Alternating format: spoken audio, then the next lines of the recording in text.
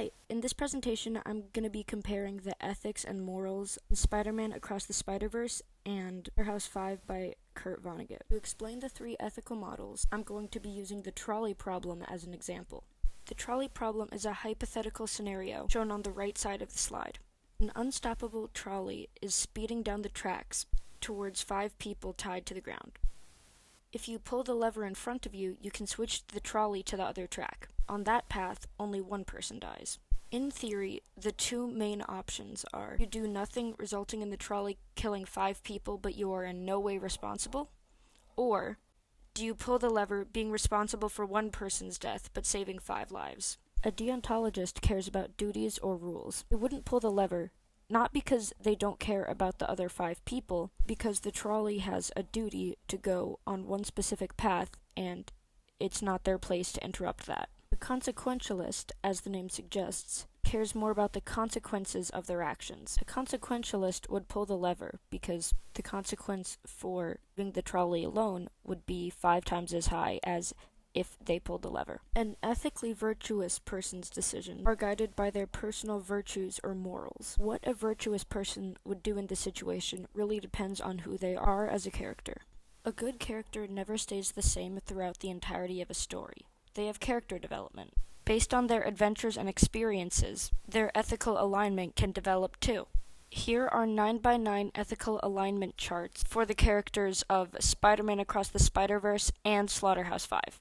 Note that these stories don't have that many in-depth characters, so I wasn't able to get 9 for each of them. The rows are the beginning of the story, and the columns are the end of the story. Here's the alignment chart for Spider-Man Across the Spiderverse. Miles Morales is the main character of Across the Spiderverse. He's the current Spider-Man of Earth 1610. He definitely has a lot of character development and becomes more of a deontologist, but I wouldn't say he lost his virtues either. Even when his main focus is his duty as Spider-Man, he takes his duties in a different direction than the other Spider-Man, claiming that his duty as Spider-Man is to save everyone he possibly can, regardless of canon events. One of the most popular quotes from this movie is when Miguel O'Hara is telling Miles what he can and can't do because of canon events, and Miles says, "Everybody keeps telling me how my story is supposed to go. Nah, I'ma do my own thing." This one quote is proof that his virtues stuck with him throughout the entire movie, even after shifting his focus from college and Gwen to fighting Spot, and then to convincing Miguel to let him go save his father. He truly is a one-of-a-kind character. Pavitr Prabhakar from Earth 5101 doesn't have a lot of character development. He also doesn't get as much screen time as I'd like him to. Regardless, we can still get a pretty good judge of his character. Timestamp 1 hour, 15 minutes, and 14 seconds. He has to choose between saving his girlfriend or her father, the inspector. Willing to let anyone die, he yells, "I can do both," before attempting to save both of them. Eventually, Miles Morales saves the inspector and it's all fine, but whatever.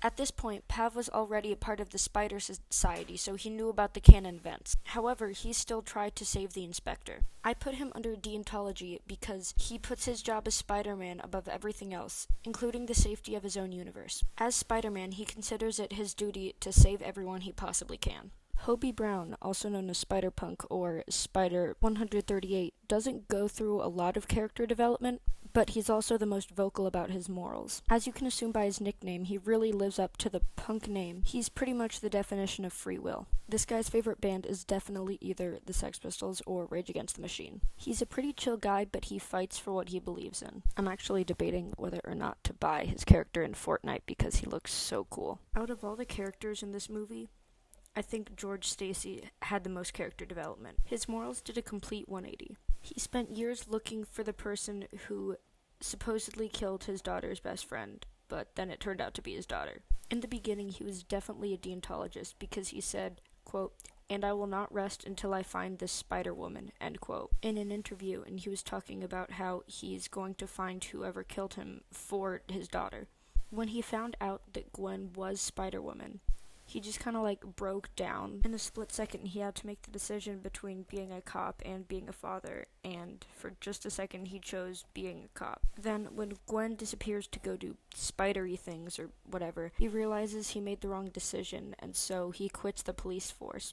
which is actually really good for Gwen because if he's not a police captain, that means his life isn't in danger anymore. Miguel O'Hara, the Spider-Man from Earth 928, doesn't have any development throughout the movie.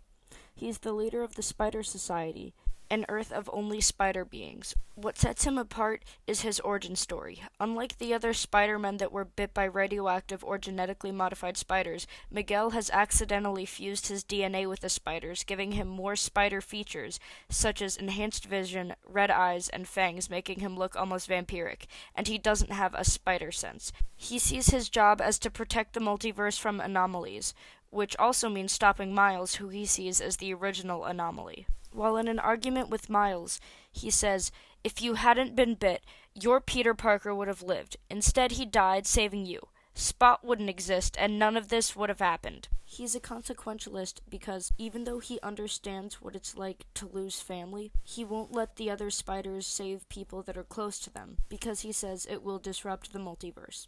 At one point in the movie, he says, "You have the choice between saving one person and the entire world. Every world." He's talking to Miles, who wants to go back to his own world to save his dad, who he just realized Spot is going to try to kill. Because in the past, he tried to rewrite his own story, canon events were disrupted and his world was destroyed, causing him to lose everyone he ever loved. Now here's the alignment chart for Slaughterhouse 5. The main character of Slaughterhouse 5 is Billy Pilgrim. Earlier in his life, in his early 20s, when he was just drafted, he cared way more about everyone else as opposed to worrying about his own issues. On page 18, we can see him telling Roland Weary and the others just to leave him behind in the snow, even though he was freezing and defenseless. I put him in the column for consequentialism, less because of the idea of not doing something because of the consequences, and more of the idea of not doing something because it won't change anything. When he becomes an optometrist, on page 41, it says that Billy had a framed prayer on his wall. It expressed his method for keeping going, even though he was unenthusiastic about living. A lot of his patients who saw the prayer said it helped them keep going too. The poster reads, "God grant me the serenity to accept the things I cannot change, courage to change the things I can, and wisdom to always tell the difference." In this panel from page 27, he's bragging to a girl about saving Billy's life. Truth is, he didn't do this because he wants to be a good person or because he cares about Billy. He did this because he wants to be known as a hero. Although Weary does change a lot from the beginning to the end of the story, his morals basically stay the same. Throughout the story, he's selfish and chooses to use other people for his own benefit.